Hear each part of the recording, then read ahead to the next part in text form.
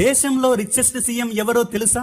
2 ఎకరాలతో తన రాజకీయ జీవితాన్ని మొదలుపెట్టి అంచెలంచెలుగా ఎక్కడా అవినీతికి పాల్పడకుండా, పిల్లనిచ్చిన మామకే వెన్నుపోటు పడవకుండా, ఎవరిని మోసం చేయకుండా, ఏ పార్టీతో పొత్తు పెట్టుకోకుండా, తన కోసం కాకుండా నిత్యం ప్రజల కోసం జీవిస్తూ తన జీవితాన్నే ప్రజలకు అంకితం చేసిన నీతి నిజాయితీ కలిగిన బగబగ మండే నిప్పెవరో తెలుసా?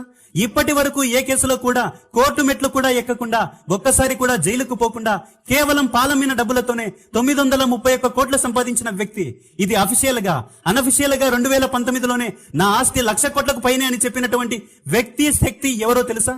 కేవలం 6 నెలల్లోనే 1,00,000 కోట్లకు పైగా అప్పు చేసి అమరావతిని అభివృద్ధి చేసి, ప్రతి తల్లికి 15,000 రూపాయలతో వందనం చేసి, ప్రతి తండ్రికి మందనే ఇంధనం పోసి, సూపర్ 6 ని అమలు చేసి, హైదరాబాద్ ని నిర్మించి, ఢిల్లీలో చక్రం తిప్పి, ఆంధ్రాలోనే కాక సింగపూర్ లో కూడా సంపద సృష్టించిన సృష్టికర్త, నవ యువకుడు ఎవరో తెలుసా? నాకు తెలీదమ్మా.